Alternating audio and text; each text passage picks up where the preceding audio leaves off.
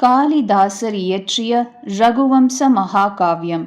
சர்க்கம் 6, பாகம் 1.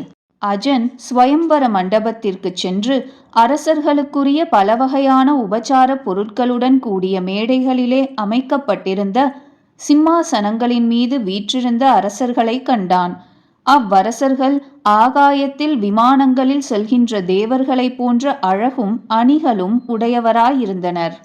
பரமசிவன் மன்மதனை எரித்ததனால் துயரமடைந்த ரதி மன்மதனை பிழைப்பிக்கும்படி பரமசிவனிடம் வேண்டினாள்.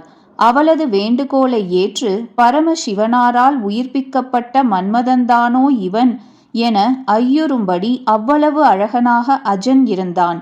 இத்தகைய அழகை உடைய அஜனை விட்டு நம்மை எங்கு இந்துமதி வரிக்கப் போகிறாள் என்று ஒவ்வொரு அரசன் மனமும் இந்துமதியை அடைவதில் நம்பிக்கையை இழந்து இருந்தது. விதர்ப தேசத்து அரசனான போஜன் அஜன் அமர வேண்டிய ஆசனத்தை காண்பித்தான்.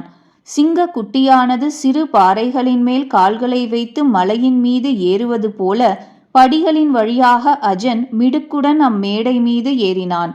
அஜனது ஆசனம் சிறந்த நிறமுள்ள விரிப்புக்கள் விரிக்கப்பெற்றும் நல்ல இரத்தினங்கள் பதிக்கப்பெற்றும் இருந்தது. அவ்வாசனத்தில் அவன் வீற்றிருந்தான். அக்காட்சி பல வர்ணங்கள் செறிந்த தோகையை உடைய மயிலின் மீது குமரக் கடவுள் அமர்ந்திருத்தலை ஒத்திருந்தது. பல நிறமுள்ள விரிப்புடன் கூடிய இரத்தினம் இழைத்த ஆசனத்திற்கு பல நிறமுள்ள தோகையுடைய மயிலும் அஜனுக்கு சுப்பிரமணியரும் உபமானங்கள். மின்னல் ஒன்றே ஒளிரும் பொழுது ஆகாயத்திலுள்ள பல மேகங்களிலும் பரவி மிக அழகாக காணப்படுகின்றது. அரசர்களிடம் லக்ஷ்மி வாசம் செய்வதாக கூறுவர். லக்ஷ்மியின் வாசத்தினால் ஒவ்வொரு அரசனும் சோபையுடன் இருந்தான். பல மன்னர்கள் கூடியுள்ள அச்சபையில் லக்ஷ்மி தன்னையே பகுத்து கொண்டு அவர்கள் எல்லோரிடத்தும் உறைந்ததால் லக்ஷ்மியின் சமுதாய சோபை மிக அதிகமாயிருந்தது. பல அரசர்கள் கூடியிருந்த அச்சபை ஒரு தனி அழகுடன் விளங்கிற்று என்பது கருத்து.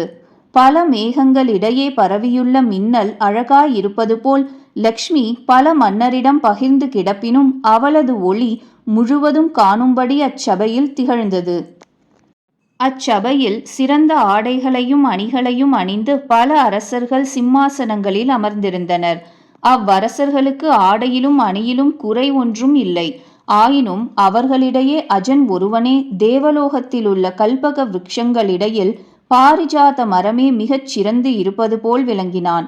தேவலோகத்தில் உள்ள 5 கற்பக மரங்கள் மந்தாரம், பாரிஜாதம், சந்தானம், கல்பவிருக்ஷம், ஹரிச்சந்தனம் என்பன.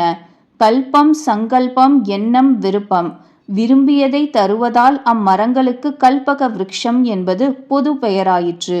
பார்க்கடலை அமிர்தத்திற்காக தேவர்கள் கடைந்த பொழுது இவ்வைந்தும் அதில் தோன்றின. மரங்களிலுள்ள புஷ்பங்களில் தேனை உண்ணும் வண்டுகள் மத ஜலம் பெருகும் காட்டு யானை அருகில் வரவும் மரங்களை விட்டு யானையிடம் வந்து விடுவது போல் ஸ்வயம்வர மண்டபத்திலிருந்த நகர ஜனங்களின் கண்கள் அஜன் வரவும் மற்ற அரசர்களை பார்ப்பதை விட்டு அஜனையே நோக்கின. கந்த கஜம் யானைகளில் சிறந்தது. இதன் வாசனை மற்ற யானைகளுக்கு பொறுக்க முடியாததாக இருக்கும். இவ்வகையான யானை தன் அரசனுக்கு வெற்றியையே அளிக்கும். அரண்மனையில் இருந்த அரசர்களின் ஸ்துதி பாடகர்கள் ஸ்வயம்வரத்திற்கு வந்திருக்கும் அரசன் அனைவருடைய புகழையும் பாடினர். அம்மண்டபத்தில் கருப்பு சந்தன கட்டைகளினின்றும் எழுந்து வாசனையுள்ள புகை மண்டபத்தின் மேல் கட்டியுள்ள கொடிகளை கடந்து ஆகாசத்தில் பரவி கொண்டிருந்தது. மங்களகரமான சங்குகள் எங்கும் ஊதப்பட்டன. அச்சத்தம் மேகத்தின் ஒளியை போன்றிருந்ததால் நந்தவன மயில்கள் தோகைகளை விரித்தாடின. வாத்தியங்களின் முழக்கம் எத்திசையிலும் பரவியது. அத்தருணத்தில் இந்துமதி விவாகத்திற்காக நல்ல உடைகளை அணிந்து தகுந்த கணவனை தெரிந்தெடுக்க பல்லக்கில் ஏறி இருபுறமும் அரசர்கள் அமர்ந்திருக்க அவர்களுக்கு இடையிலுள்ள வழியிலே சென்றாள். அச்சபையில் பிரவேசித்த இந்துமதியை அரசர்கள் அனைவரும் ஒருங்கே நோக்கினர். பிரம்மாவின் அவ்வற்புதமான படைப்பை கண்டு அவர்கள் மனமெல்லாம் அவர்களுடைய உடலை விட்டு இந்துமதியிடமே சென்று பதிந்து விட்டதால் அரசர்கள் அமர்ந்திருந்த ஆசனங்களில் அவர்களுடைய தேகம் மாத்திரமே இருந்தது. சபையில் இருந்த அரசர்களின் ஆசை இந்துமதியை காணவும் விருத்தி அடைந்தது. அதனால் அவர்கள் இந்துமதியிடம் தாங்கள் கொண்ட காதலை தெரிவிக்க சில செய்கைகளை புரிந்தனர். அச்செயல்கள் தூதுவர்களைப் போல் அவர்களின் எண்ணங்களை தெரிவிப்பவனாயிருந்தன.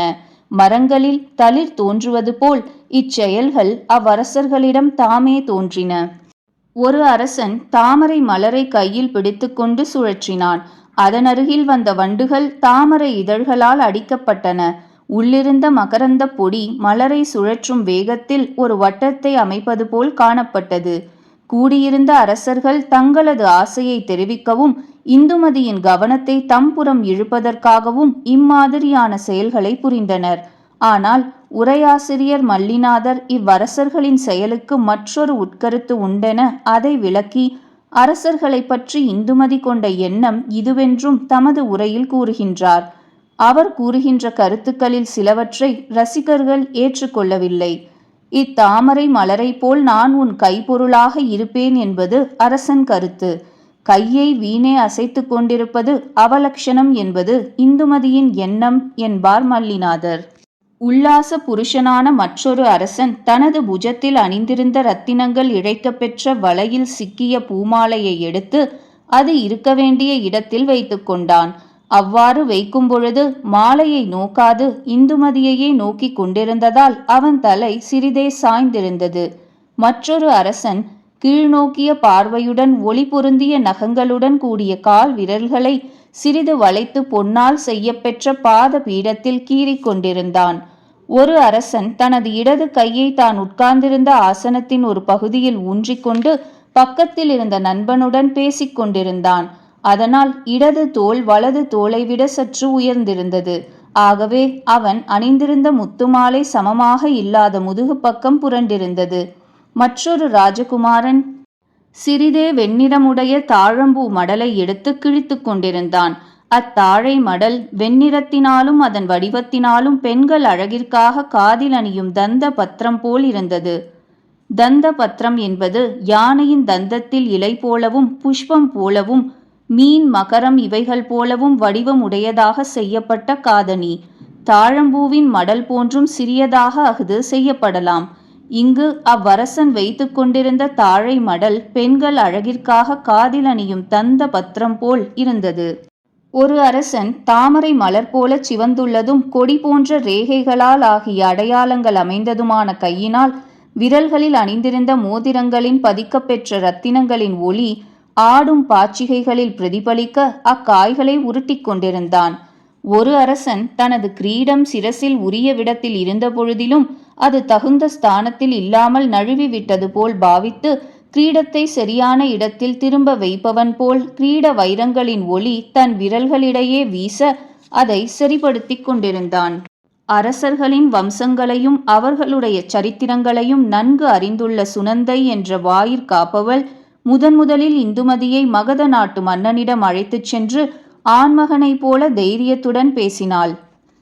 இதோ எதிரில் அமர்ந்திருக்கும் இவ்வரசர் தஞ்சமென வந்தோருக்கு தஞ்சமளிப்பவர், பெருந்தன்மை வாய்ந்த ஸ்வபாவமுடையவர், மகத தேசத்தின் அரசர், பிரஜைகளை நன்கு ஆள்வதால் நற்புகழ் பெற்றவர், பகைவர்களை தபிக்கச் செய்வதால் பரந்தபர் என்ற உண்மையான பெயருடையவர். ஆகாயத்தில் அஸ்வினி முதலிய நட்சத்திரங்களும் மற்றும் பல தாரகைகளும் செவ்வாய் முதலிய கிரகங்கள் பலவும் நிரம்பி இருப்பினும் இரவை சந்திரனுடைய ஒளிதான் பிரகாசிக்கும்படி செய்கிறது. அதைப்போல் உலகத்தில் பல அரசர்கள் இருப்பினும் இவ்வரசரால் தான் இவ்வுலகு நல்ல அரசர் உடையதாகின்றது. சந்திரனது ஒளியில் நட்சத்திரங்களின் ஒளி குன்றி விடுவது போல் இம்மகத அரசர் முன் மற்ற அரசர்கள் புகழ் மங்கி இருக்கின்றனர். யாகத்தில் இந்திரன் முக்கியமான தேவன். யாக காலத்தில் தேவதைகள் அவர்களுடைய பங்கான ஹவிஸை வாங்கி போக அழைக்கப்படுவார்கள். இவ்வரசர் யாகங்களை இடைவிடாது செய்து வருபவர். ஆகையால் அடிக்கடி இந்திரனை இவ்வரசர் அழைப்பார்.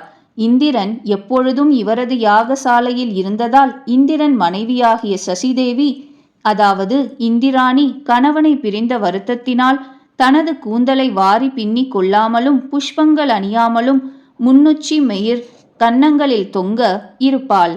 கணவனை விட்டு பிரிந்துள்ள சமயங்களில் பெண்கள் அலங்காரம் செய்து கொள்ளுவதில்லை.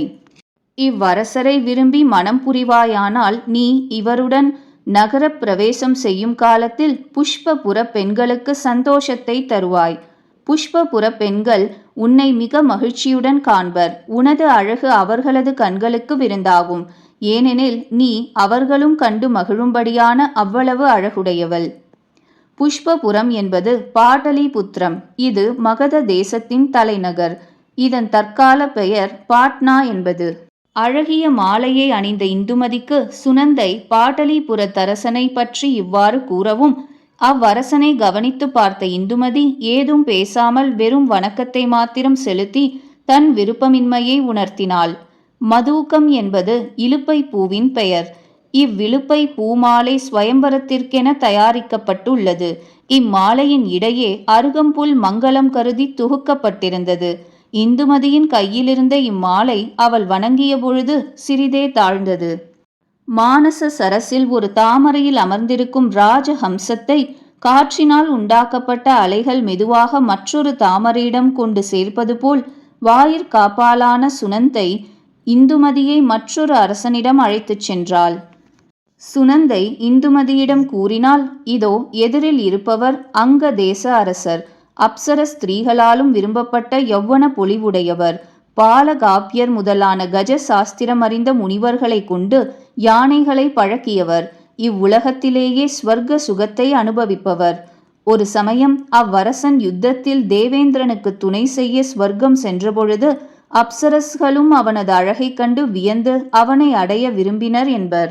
முன்னொரு காலத்தில் சாபத்தினால் திக்கஜங்கள் 8ம் பூமிக்கு வரவும் அவற்றை வசப்படுத்த கருதி இவ்வரசன் இந்திரனை பிரார்த்தித்து பாலகாப்பியர் கௌதமர் முதலான தேவ ரிஷிகளை கொண்டு அவ்யானைகளை வசப்படுத்தினான் என்பது இங்கு குறிப்பிடப்படும் வரலாறு. பாலகாப்பியர் முதலியவர்கள் கஜ சாஸ்திரம் எழுதியவர்கள். தேவ ஸ்திரீகளால் விரும்பப்படுவது, தேவ ரிஷிகளால் உபகாரம் செய்ய பெறுவது என்ற காரணங்களால் இவ்வரசன் இந்திரலோகத்தை இப்பூமியிலேயே பெற்றுள்ளான் எனலாம். இவ்வரசர் சத்ருக்களை கொன்றார். அதனால் அவர்களது மனைவிமார்கள் தம் கழுத்திலிருந்த முத்து மாலைகளை கழற்றி எறிந்தனர். மிகுதியான சோகத்தினால் ஓயாது ஏராளமாக கண்ணீர் வடித்தனர். இவ்வாறு செய்தார் இம்மன்னர். அத்தகைய பராக்கிரமம் உடையவர் இவர். அப்பெண்கள் உகுத்த கண்ணீர் துளிகள் முத்துப்போல் வெண்மையாகவும் பெரியனவாகவும் ஒன்றன் பின் ஒன்றாகவும் விழுந்து அவர்களது மார்பில் தங்கியிருந்ததால் நூலில்லாது அமைக்கப்பட்ட முத்து மாலை போல் தோன்றின. ஆகவே பெண்கள் அணிந்துள்ள நூலுள்ள முத்துமாலைகளை கழற்றிவிட்டு நூலில்லா முத்துமாலையே இவரசர் அவர்களுக்கு அணிவித்தாற்போலும் என சுனந்தை சமத்காரமாக கூறுகின்றாள். செல்வமும் கல்வியும் சேர்ந்து எவரிடத்தும் இரா. ஆனால் இவ்வங்கதேச அரசரிடம் இரண்டும் உள்ளன. லக்ஷ்மியை போன்ற அழகும் சரஸ்வதியை போன்ற பேச்சு திறனும் படைத்துள்ள நீயே அவ்விருவரோடு சேர்ந்து இவ்வரசரிடமும் மூன்றாமவளாக இருக்கத் தகுந்தவள். இந்துமதி அவ்வரசனை விட்டு அப்புறம் செல்லென சுனந்தையை பார்த்து கூறினாள். அவ்வரசன் அழகு முதலிய குணங்கள் அற்றவன் என்பதும் அதனால் விரும்பத்தகாதவன் என்பதும் இல்லை. அவன் எல்லோராலும் விரும்பத்தக்கவனே. இந்துமதியும் தகுந்த வரனை தெரிந்தெடுக்க அறியாதவள் என்பதும் இல்லை. இந்துமதி சிறந்த அறிவுள்ளவளே. ஆயினும் அவள் அவனை வரிக்கவில்லை. வரிக்காமைக்கு காரணம் அவனிடம் அவள் மனம் பற்று கொள்ளவில்லை. உலகத்தில் ஒருவருக்கு பிரியமாய் இருப்பது இன்னொருவருக்கு பிரியமானதாய் இருப்பதில்லை என்பதைதான் காரணமாக கூற முடியும். பகைவர்களுக்கு அச்சம் உண்டாக்குபவனும் சிறந்த அழகனுமான மற்றொரு அரசனை புதிதாக உதித்த சந்திரனை காட்டுவது போல் இந்துமதிக்கு சுனந்தை காண்பித்தாள். நீண்ட கைகளையும் பரந்த மார்பையும் மெல்லிய திரண்ட இடையையும் உடையவர் இவர் அவந்தி தேசத்து அரசர். துவஷ்டாவினால் சாணை கல்லில் தேய்த்து குறைக்கப்பட்ட சூரியன் போல் ஒளியுடனும் அழகுடனும் உள்ளார் இவர். சந்திரனைப் போல் அழகும் சூரியனைப் போல் தேஜஸும் உடையவன் என்பது 2 ஸ்லோகங்களால் பெறப்படும் கருத்தாகும். நண்பர்களுக்கு சந்திரன் போல் தன்மையுள்ளவன், பகைவர்களுக்கு சூரியன் போல் காய்த்தலுடையவன் எனலாம். துவஷ்டா என்பவன் தேவர்களில் சிற்பியாவான். அவன் தனது மகளான சம்ஞா தேவியை என்பவளை சூரியனுக்கு மணம் செய்து கொடுத்தான். சூரியனது ஒளி தாங்க முடியாமல் இருப்பதை சம்ஞா தேவி தன் தந்தையிடம் தெரிவித்தாள். துவஷ்டா சூரியனுடைய அனுமதி பெற்று கடைசல் யந்திரத்தில் சூரிய பிம்பத்தை வைத்து அதில் 8ல் ஒரு பாகத்தை மிகவும் முயன்று குறைத்தான் என்பது இங்கு கூறப்படும் வரலாறு. வெட்டி எடுத்த சூரிய பிம்பத்தின் பகுதியை கொண்டு விஷ்ணுவின் சக்ராயுதம், சிவபிரானது திரிசூலம் யமனது தண்டாயுதம் முதலியன செய்யப்பட்டன என்பர். இவ்வரசர் நிரம்ப செல்வமுள்ளவர், பகைவர்களை வெற்றி கொள்ள தேவையான உற்சாகம் நிரம்பியவர், சந்தி விக்கிரகம் முதலிய உபாயங்களை ஆளுவதில் நிபுணர். இவர் திக்விஜயத்திற்காக செல்லுகையில் குதிரைகளால் எழுப்பப்பட்ட துகளானது பகைவர்களின் தலைமேல் படிந்து அவர்கள் அணிந்துள்ள கிரீட மணிகளின் பிரகாசத்தையும் மங்கச் செய்கிறது. அவந்தி நாட்டின் தலைநகரான உஜ்ஜயினிக்கு அருகிலுள்ள இடம் மகாகாலம். அங்கு சிவபெருமான் வசிக்கிறார். அவரது தலையில் அணிந்துள்ள சந்திரனது ஒளி சமீபத்திலுள்ள உஜ்ஜயினியிலும் பிரகாசிக்கின்றது. அதனால் இந்த அவந்தி அரசர் கிருஷ்ணபக்ஷ முன்னிரவுகளிலும் தம் மனைவியருடன் நிலவை அனுபவிக்கிறார். இவரது ராஜதானியில் எப்பொழுதும் நிலவு நிலவுகின்றது. மற்றவர்க்கில்லாத அத்தகைய தனிச் சிறப்பு பெற்றவர் இவர். தலைநகரான உஜ்ஜயினிக்கு சமீபத்தில் சிப்ரா என்ற நதி ஓடுகின்றது. அவ்வாற்றிலிருந்து வரும் குளிர்ந்த காற்று உத்தியான வனங்களில் சுகமாக வீசும். சுகம் அனுபவிக்க தேவையான நிலவும் குளிர்ந்த காற்றை வீசுகின்ற நதியும் உத்தியான வனமும் இவர் நாட்டில் உள்ளன. பல மனைவியரை உடையவராயினும் இன்னும் யௌவனத்துடன் இருக்கின்றார். இவ்வரசரை மனம் புரிந்து கொள்ள உனக்கு விருப்பமிருக்கின்றதா?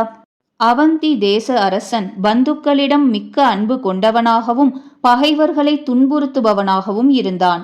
சூரியனை அல்லிப்பூ விரும்பாதது போல் அவ்வரசனை இந்துமதி விரும்பவில்லை. தாமரை மலரின் உட்புறம் போன்ற நிறம் உள்ளவளும் நற்குணங்கள் நிரம்பியவளுமான இந்துமதியை அனூபம் என்ற தேசத்தின் அரசன் முன்னிலையில் அழைத்துச் சென்று சுனந்தை கூறினாள். இவ்வரசரது முன்னோர்களில் ஒருவர் கார்த்த வீரியர் என்பவர். அவர் யுத்தம் செய்யும் பொழுது 1000 கைகளை பெறுவார். எல்லா யாகங்களையும் செய்து 18 தீவுகளிலும் யூபஸ்தம்பம் நாட்டியவர். அரசர் என்ற பட்டமானது அவர் ஒருவருக்கே தகும். யோக முறை அறிந்தவர், கிருத வீரியர் என்பவருடைய பிள்ளை. அவ்வரசன் கார்த்த வீரியார்ஜுனன் என்றும் அழைக்கப்படுவான். அவன் தத்தாத்ரேய முனிவரை பூஜித்து அவரிடமிருந்து பல வரங்களை பெற்றான். அவ்வர பலத்தினால் அவனுக்கு யுத்தம் செய்யும் காலத்தில் 1000 கைகள் உண்டாகும். பிறர் தம் மனத்தில் தீங்கை நினைப்பினும் அவன் அதை அறிவதுடன் அதே சமயத்தில் அவர் முன் தோன்றவும் சக்தி பெற்றிருந்தான். அதனால் அவன் நாட்டில் ஜனங்கள் மனத்திலும் தீய எண்ணமின்றி இருந்தனர். கார்த்த வீரிய மன்னருக்கு தனியான ஒரு சக்தி இருந்தது. அவருடைய ராஜ்யத்தில் எவனேனும் ஒருவன் மனத்திலும் தீங்கை நினைப்பானாயின் அதே சமயத்தில் வில்லை கையில் எடுத்து கொண்டு அவன் எதிரே தோன்ற அவருக்கு சக்தி இருந்தது. ஆகையினால் அவன் ராஜ்யத்தில் மனத்தினால் கூட யாரும் குற்றம் செய்ய முடியவில்லை. அநியாயத்தை எவரும் மனத்தினாலும் நினைக்க முடியாதெனில் செய்வது சாத்தியமா? கார்த்த வீரிய மன்னர் இந்திரனையும் போரில் ஜெயித்த ராவணனை தம் வில்லின் நான்கயிற்றால் கட்டி மூச்சு விடுவது கூட கடினமாகவிருக்கும்படி செய்து தமது சிறைச்சாலையில் தாம் மனமிறங்கி அவனை விடுதலை செய்யும் வரை வைத்திருந்தார். ராவணனையும் சிறைபிடிக்கும்படியான பலமுடையவர் கார்த்த வீரிய மன்னர். ஒரு சமயம் கார்த்த வீரியன் தன் மனைவியருடன் நர்மதை நதியில் தன் கைகளால் தண்ணீரை தடுத்து ஜல கிரீடை புரிந்து கொண்டிருந்தான். அப்பொழுது ராவணன் கிழக்கே நர்மதை நதியில் தண்ணீர் இல்லாமல் இருக்கும் ஒரு திட்டில் சிவ பூஜை செய்து கொண்டிருந்தான். அச்சமயம் கார்த்த வீரியன் தன் கைகளை எடுத்து விடவே தண்ணீர் பெருகி ராவணனையும் அவன் பூஜை செய்து வந்த லிங்கத்தையும் நீரில் ஆழ்த்தியது. அதனால் கோபம் கொண்ட ராவணன் கார்த்த வீரியனுடன் போர் புரிந்து தோற்க அவனை கார்த்த வீரியன் தனது 4 கயிற்றினால் கட்டி தூக்கி கொண்டு போய் சிறையில் வைத்தான். பின் புலஸ்திய முனிவரின் வேண்டுகோளின் மேல் மனமிறங்கி ராவணனை விடுதலை செய்தான். அத்தகைய கார்த்த வீரியருடைய வம்சத்தில் பிறந்தவர் இந்த அரசர். பிரதீபர் என்று பெயர். சாஸ்திரங்களிடத்தும் பெரியோர்களிடத்தும் நன்மதிப்புள்ளவர். லக்ஷ்மி, அதாவது செல்வம், தான் மனிதரிடம் சென்றுள்ளனலோ அம்மனிதனுடைய குற்றங்களால் அங்கு நீடித்திருப்பதில்லை. அதனால் அவளுக்கு நிலையில்லாதவள் என்று பெயர். ஆனால் இவ்வரசரிடம் நற்குணங்களே நிரம்பி இருந்தமையின் இவரை விட்டு அவள் நீங்கவில்லை. ஆகையால் இயற்கையில் நிலையற்றவள் என்று லக்ஷ்மிக்கு இருந்த கெட்ட பெயரை இவ்வரசர் நீக்கினார். இந்த பிரதீப அரசருக்கு யுத்தத்தில் அக்னி தேவன் துணைவன். அத்துணையை கொண்டு இவர் எல்லா அரசர்களையும் பயப்படும்படி செய்தார். பரசுராமருடைய புகழ்பெற்ற கோடரி கூட இவ்வரசரை ஒன்றும் செய்ய இயலவில்லை. தலைநகரான மாகிஷ்மதியின் அரசனும் பிரதீப மன்னனுடைய முன்னோர்களில் ஒருவனுமான நீலனுக்கு ஒரு அழகிய பெண் இருந்தாள்.